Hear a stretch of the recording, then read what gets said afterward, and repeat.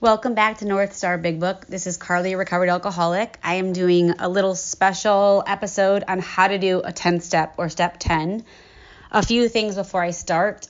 Even though I go into this in greater detail during my Big Book study, this is kind of like a quick one to pass on to people you're working with or to listen if you don't know how to do one yet and to get more comfortable walking through it.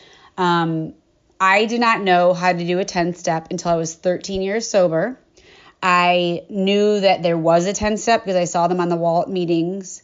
I remember reading briefly about it in the book. There was no sponsor that I spoke with or worked with that talked to me about doing step 10. What I thought was step 10 was if I messed up really bad, I would reach out to my sponsor, tell her what I did. We decided that I owed someone an apology, and I'd call or text them an apology.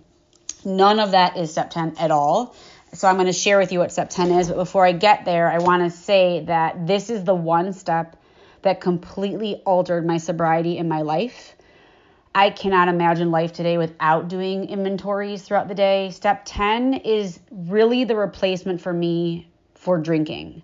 Because when I didn't know what to do, or I was upset or afraid or anxious or totally out of control, all I did was drink or put something else in my body. And now when I feel any of those things, because that doesn't go away just because I'm sober, I do a step 10 or a 10-step inventory so I can figure out what I'm feeling, get to the truth of it, find out what I can change about it, what my part is in it, and then move forward. Before, I would drink at the feelings or to cover them up, and now I do an inventory. So basically, step 10 has replaced that desire I had when I didn't like how I was feeling and I was uncomfortable in the moment to make it go away. Step 10 is what I use as a sober, recovered alcoholic to make it go away. So here we are on page 84. It's immediately after the promises that are read at many meetings, right before they start talking about step 10. They finish the promises, and then there's that little paragraph that they don't even read at all the meetings when they do the promises. But when I got sober in Athens, Ohio, they always read these, and I loved it. And it says, are these extravagant promises? They're referring to the 9-step promises. It's the first 100 men and women reading them to each other and saying, do you guys think this is too much? And the first 100 men and women responded, we think not. They are being fulfilled among us, sometimes quickly, sometimes slowly. They will always materialize. And here's the big if we work for them. And then it says this thought, the thought that they're always going to materialize if we work for them, brings us to step 10. And step 10 suggests we continue to take personal inventory. What are they talking about? They're talking about that we just learned how to take personal inventory in 4 through 9. How to identify in 4 what we're resentful, selfish, dishonest, and afraid of. How to share it with another person in 5. How to go to our higher power and say, I don't want to live like this anymore in 6 and 7. How to figure out what I can change and what repair I need to do in 8 and 9. I'm going to take those new tools I just learned and I'm going to apply them for the rest of my life. I say that step 10 is like the pocket knife step that you can take around with you everywhere you go, no matter what the situation is. When you're feeling any one of those things, the 2 things I normally feel the most are angry and afraid, or anxious and I can't stop thinking about something. So that's resentful and afraid. I start with those 2 feelings and I get to the facts. So it says, and continue to set right any new mistakes. So while I'm doing life and working on step 9, which they're going to say in the next sentence, I'm going to clear up my new mistakes with step 10. It says, as we go along, we vigorously, which is an action word, commence, which is a begin, this way of living. So step 10 is now how I'm going to live my life.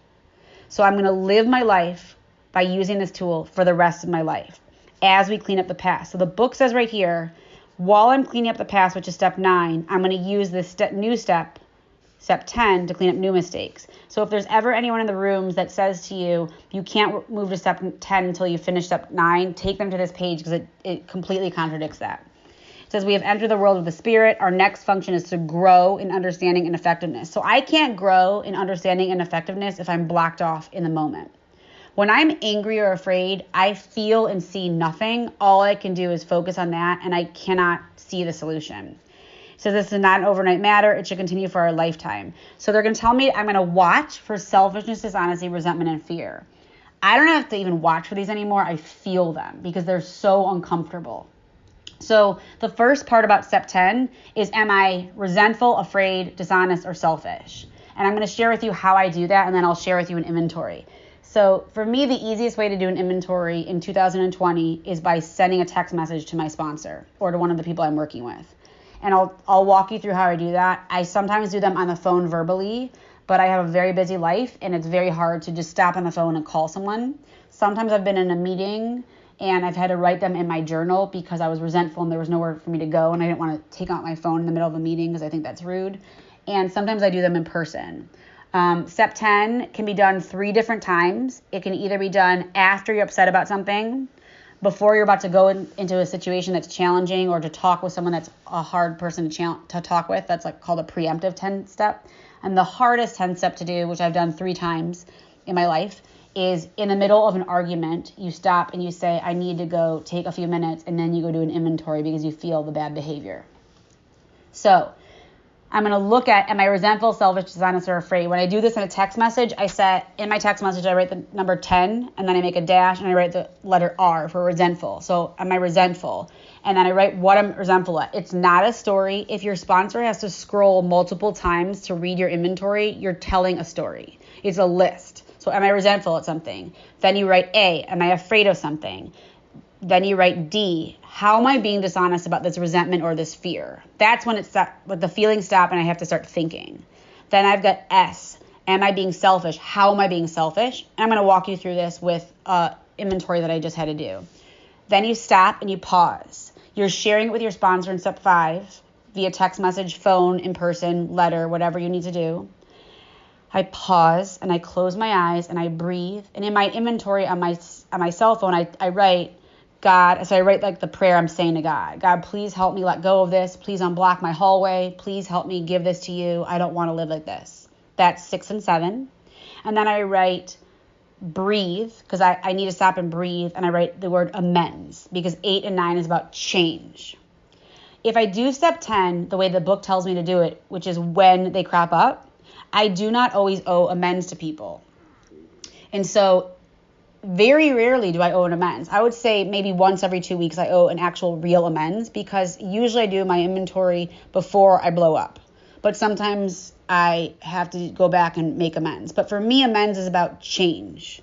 So I write, one of my sponsors taught me this awesome tool. It's called Beep, B-E-A-P. It's not spelled correctly, but that's how I think of it, Beep. And these are the 4 things I can change. My breathing, which is B, my expectations, which is E, my attitude, which is A, and my perspective, which is P. So I write those 4 out in letters, and I write how I'm going to change them. So first I write breathing, I take a breath, and then I write E, and I'm going to write what can I change about my expectations. It's not always going to be like a rainbow and unicorn expectation change. Sometimes my expectations just need to be real. Like, this is happening because this has always happened, and I need to keep expecting that.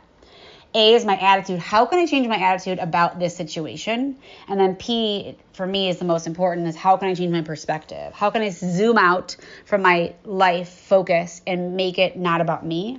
The last and most important part about this inventory is others. So I write the word others in my text message, and I write what action I'm going to take to think of someone else or to be of service to someone else.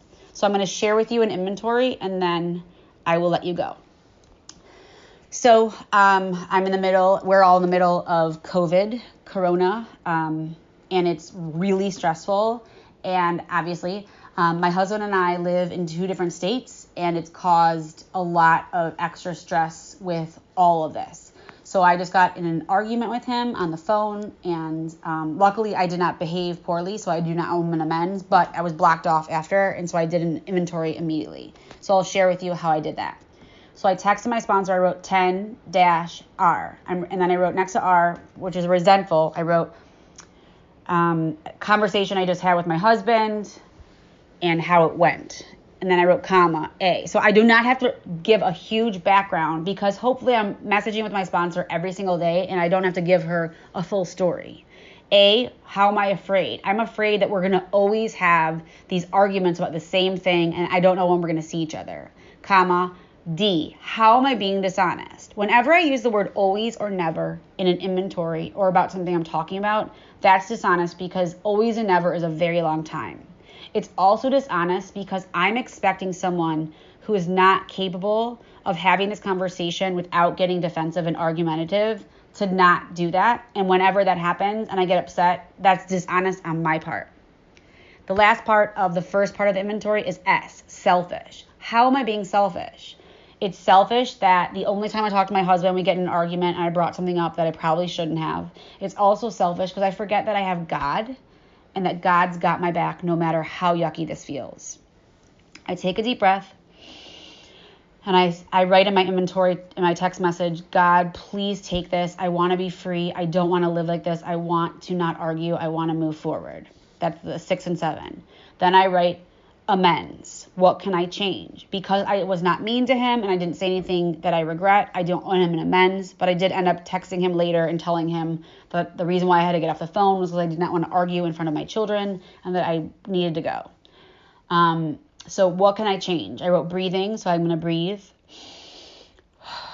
And then E, how can I change my expectations of this particular situation?